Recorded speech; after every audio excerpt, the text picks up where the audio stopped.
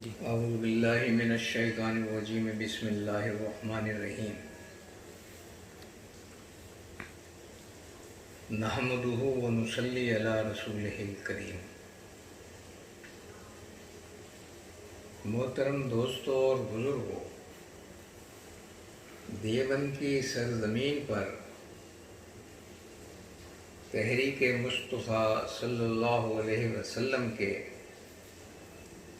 عنوان سے ایک مقدس قسم کی تحریک شروع کی گئی ہے۔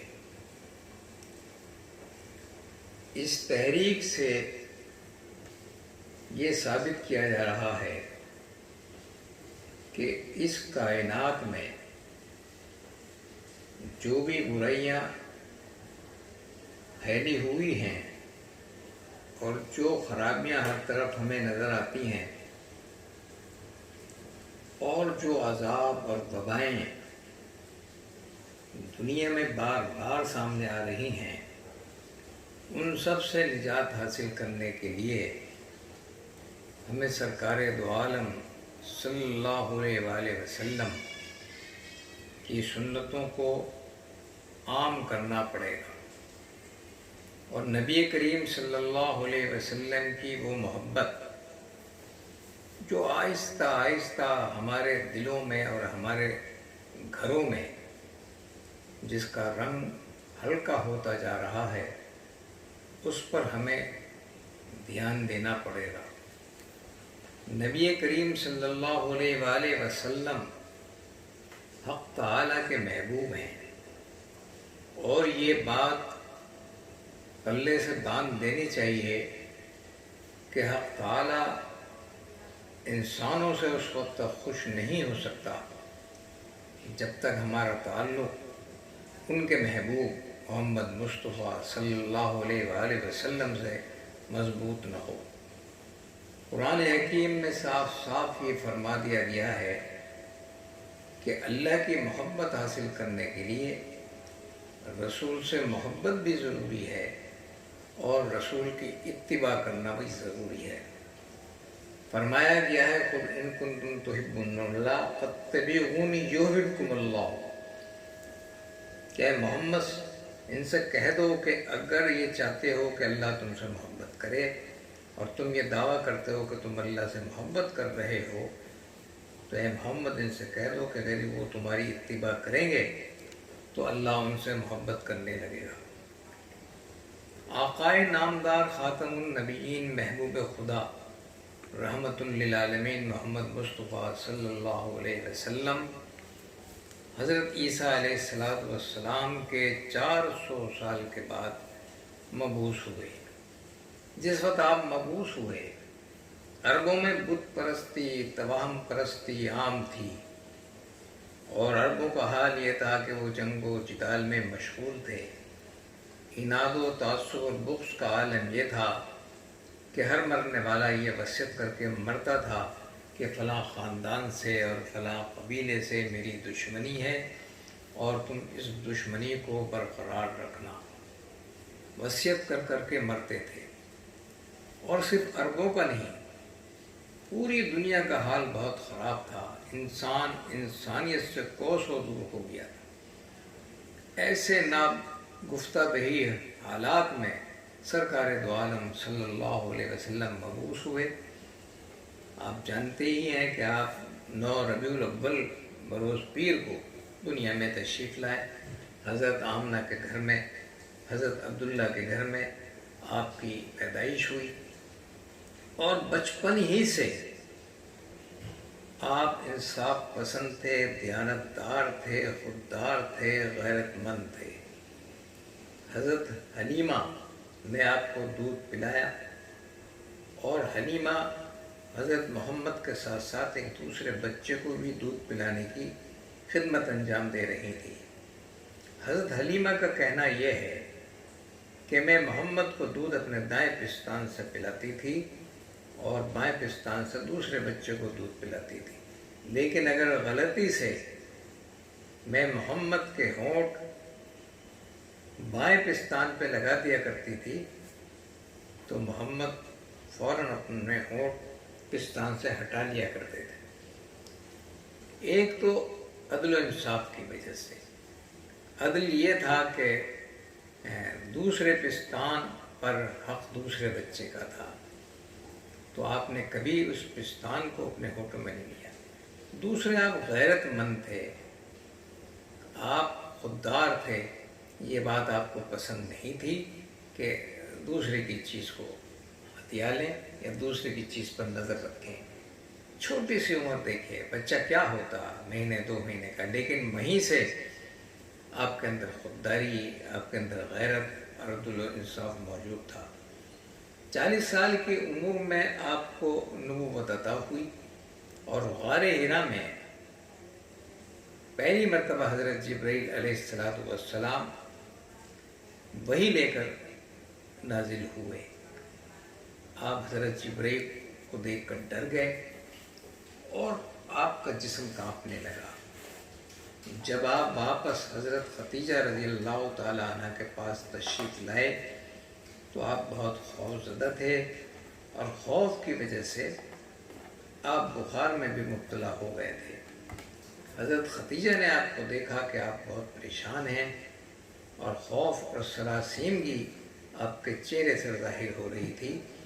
تو حضرت خدیجہ نے پوچھا کہ کیا وجہ ہے، آج آپ بہت پریشان نظر آ رہے ہیں۔ تو نبی کریم صلی اللہ علیہ وسلم نے فرمایا کہ ایک بہت قبیح عقل شخص غار حرا میں آیا اور اس نے مجھ سے کہا اقرا، پڑھو، اور میں نے اس کو بتایا میں پڑھا ہوا نہیں ہوں، لیکن وہ بار بار اقرا کرتا رہا، اور پھر اس نے مجھے دبوچا اور مجھے اپنے سینے سے لگا کر مجھے بھینچا، تو تب سے میں خوف زدہ ہوں۔ حضرت خدیجہ رضی اللہ تعالیٰ عنہ نے فرمایا کہ آپ کا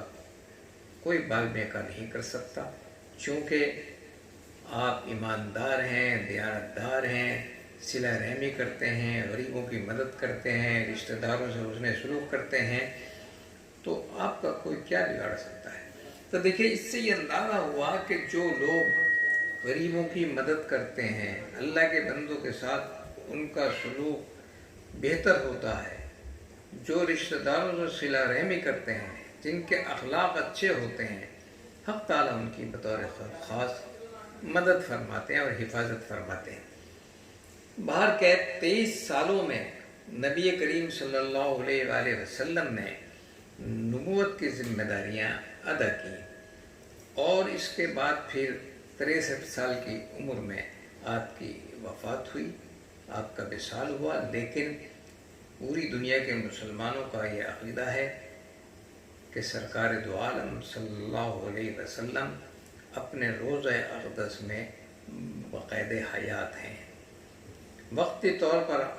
آپ پر موت کا اثر ظاہر ہوا تھا، لیکن آپ حیات ہیں اور قیامت تک حیات رہیں گے۔ دیکھیے، نبی کریم صلی اللہ علیہ وسلم تمام انبیاء کے سردار ہیں، انسانوں میں سب سے زیادہ اشرف ہیں، اور جتنے بھی اچھے لوگ دنیا میں آئے ہیں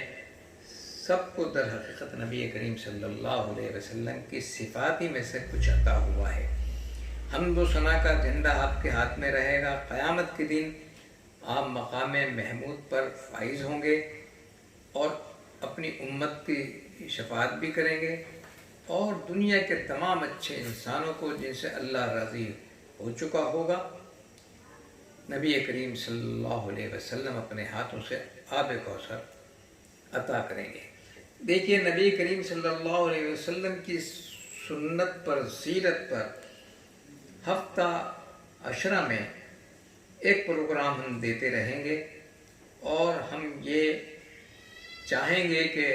ان کی سنتوں اور ان کی عادتوں کو ہم اپنائیں، اور اپنے گھروں میں، اپنے خاندانوں میں، اپنی محفلوں میں، اپنی مجلسوں میں سرکار دو عالم صلی اللہ علیہ وآلہ وسلم کی سنت کو زندہ کریں۔ اور یہ بات یاد رکھیں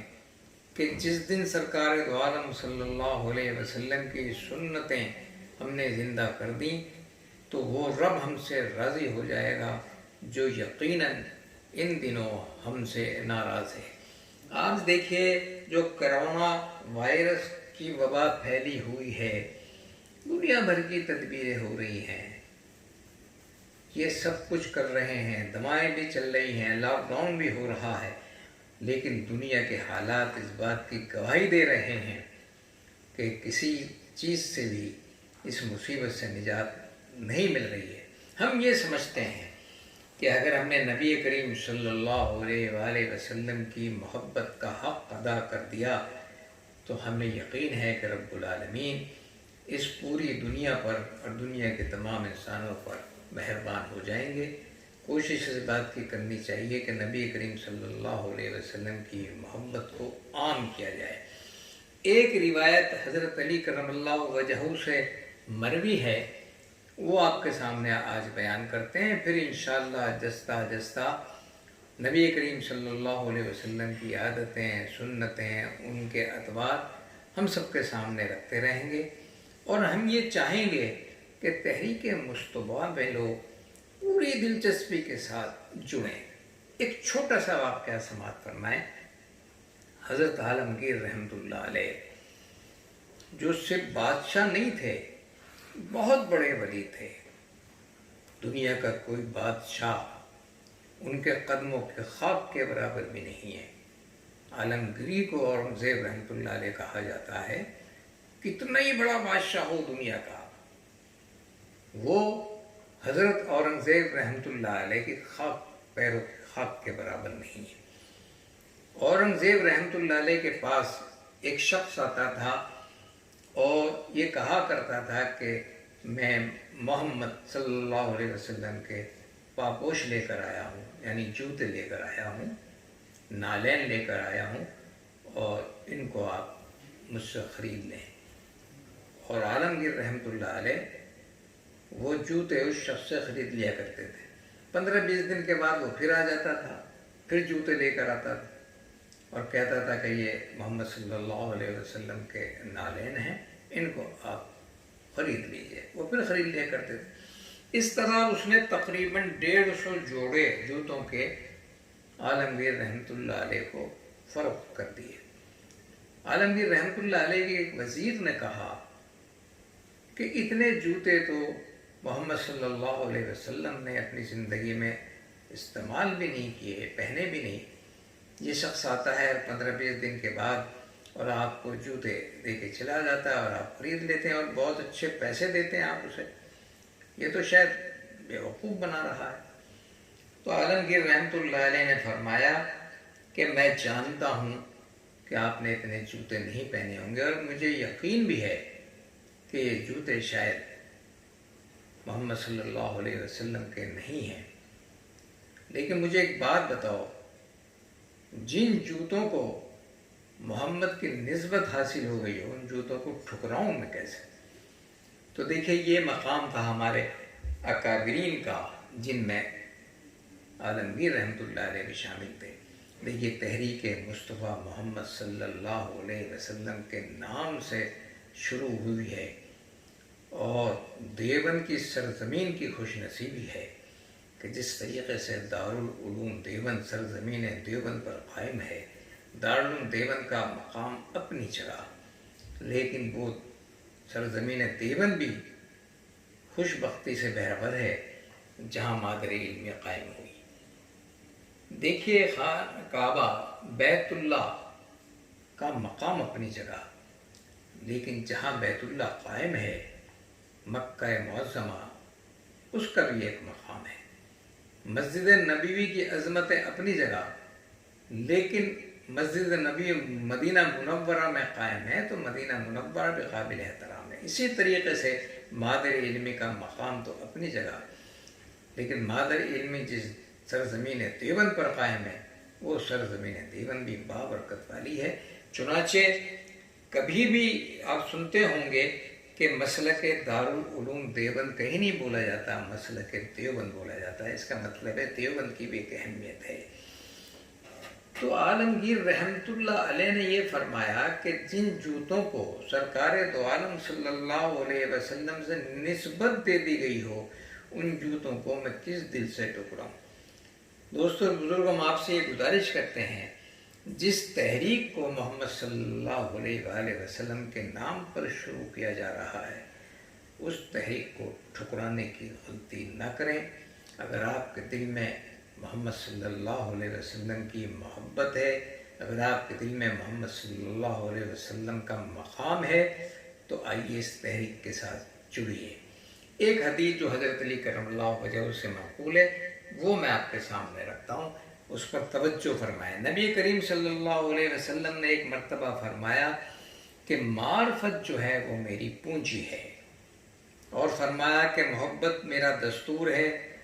اور عبادت کا شوق میری سواری ہے، اللہ کا ذکر میری آرزو ہے، اور رنج و غم میرے دوست ہیں، صبر میری چادر ہے، اور رضائے الہی میرا مال غنیمت ہے، غربت میرا امتیاز ہے، اور زہد میری عظمت ہے، میری سنت ہے، یقین میری طاقت ہے، اور سچائی میرا مزاج ہے۔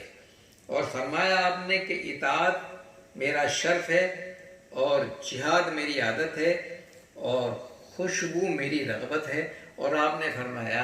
کہ میری آنکھوں کی ٹھنڈک نماز میں ہے۔ تو محترم دوستوں اور بزرگوں، آج اس حدیث پہ ہم اکتفا کریں گے۔ اگلے ہفتے اور اگلے شے میں پھر آپ کی خدمت میں حاضر ہوں گے۔ ہم آپ سے یہ گزارش کرتے ہیں کہ قیامت کے دن ایسا نہ ہو کہ ہم آپ سے یہ شکایت کریں کہ ہم نے آپ کو محمد مصطفیٰ صلی اللہ علیہ وسلم کے نام پر آواز دی تھی اور آپ نے لبیک کہنے میں دیر کی۔ دیکھیے، ہم میں کوئی کتنا ہی بڑا ہو جائے، اس کا نام کتنا ہی بڑا ہو جائے، اس کا نام محمد سے کبھی بڑا نہیں ہو سکتا۔ حق تعالی ہمیں محمد کے نام پر، محمد صلی اللہ علیہ وسلم کے نام پر ایک پلیٹ فارم پر جمع ہونے کی توفیق عطا فرمائے۔ وآخر دعوانا الحمدللہ رب العالمین۔